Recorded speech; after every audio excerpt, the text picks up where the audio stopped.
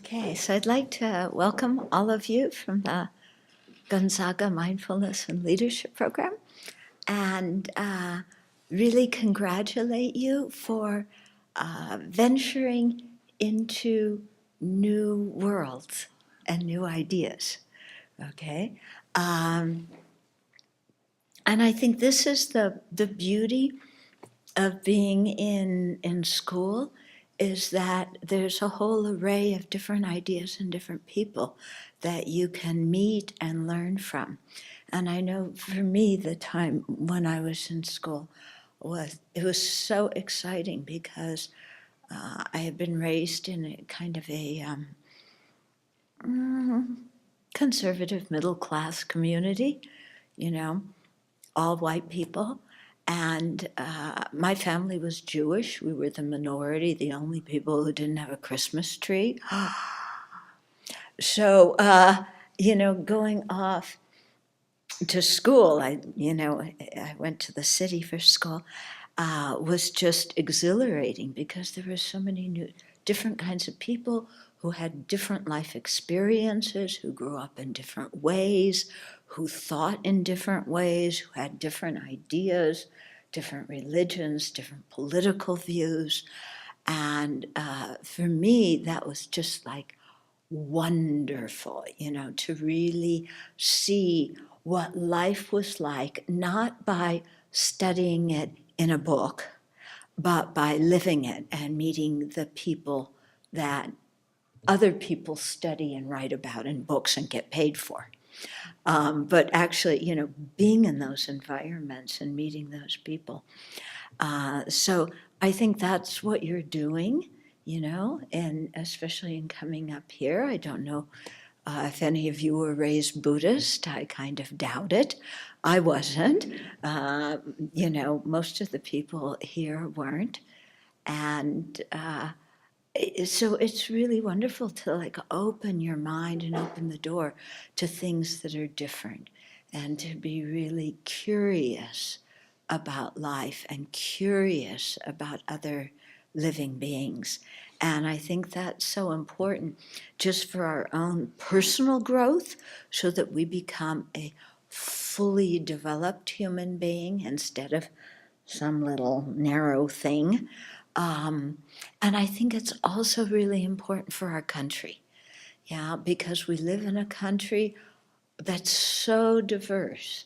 And this is what I love because I travel a lot, so abroad. And when I come back, standing in line like I was a few days ago, I was coming back from India, and being in the line for U.S. citizens and permanent residents, and looking around, and there's so many different kinds of people, and that is what makes me proud to be an American. Not the flag, not the football teams, but, the diversity that we have that opens us to really learn about the world. And so I see what you're doing, and coming here as part of that. And so I hope you'll have time for some personal discussions. After lunch, we eat in silence, but then after we ring the bell, then we have some time just to chat and to exchange ideas, to learn from each other, and to do all of this with the motivation of enhancing ourselves, and by enhancing our own attitudes, our own wisdom, then to be able to make a positive contribution to society. And so if you want Buddhism standing on one foot, is that how they say it? The short version, yeah. It's whenever possible, don't harm others, not only physically and verbally, but also with our mind, thinking harmful thoughts, wishing others pain. Yeah. So that's one element, to abandon that harm, and then to help others in whatever large or small way we can. We're not all Mother Teresa's, But Mother Teresa doesn't live in our family, and she's not at Gonzaga, and she's not in our workplace. And so, the ideals that we, and the values and principles that we respect in other people, then to take those on and embody them and to act them out with whoever is in front of our nose at any particular time, in your own family, your schoolroom, your work, walking down the street. Everybody who we meet is an opportunity to share compassion, to share joy, to connect with. Okay, so to abandon harming others, to benefit them as much as we can, and to hold in our mind our own values and principles, especially the value of compassion. And here is where I think the religions of the world and the secular people come together, because kindness and compassion is something we all experienced from the moment we were born. Yeah. So no matter how you may look at your childhood and say, oh, I didn't like this or that, the basic thing is we're all alive. And we were able to remain alive and have an education and gain the skills that we have due to the kindness of others. And so recognizing that and really feeling the kindness of other beings, such that in our heart automatically arises the wish to return that kindness and to have compassion with them, towards them. And compassion doesn't mean that you're a doormat, that, oh, whatever everybody says, I agree with. What they want, I agree with. Yeah, you harmed others, no problem. Compassion is not wishy-washy doormat. Compassion is really wise and very, very firm, very directed, because compassion is coupled with wisdom. It's not coupled with pity or arrogance, It's coupled with wisdom.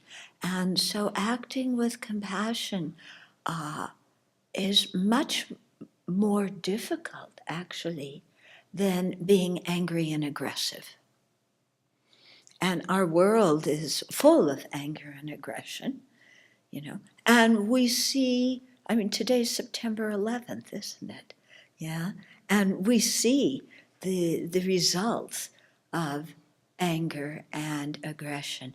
And in fact, I refer you to an article in the New York Times today by a man who signed up in the army right after 9/11 to avenge his brother's death. His brother was killed in the World Trade Center, when it collapsed. And to read it and see what he realized, what he learned from that whole experience. Yeah.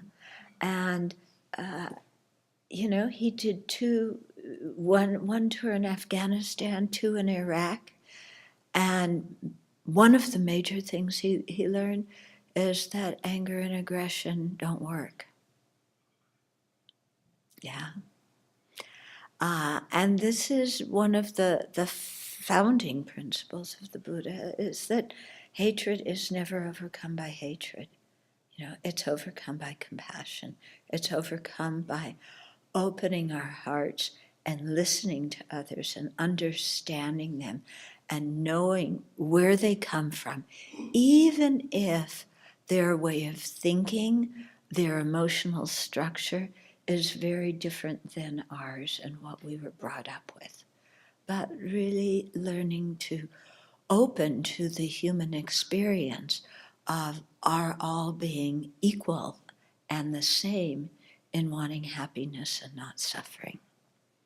And when we can open to that and live from that viewpoint, then the anger and the aggression really go down, and the identity politics loses face.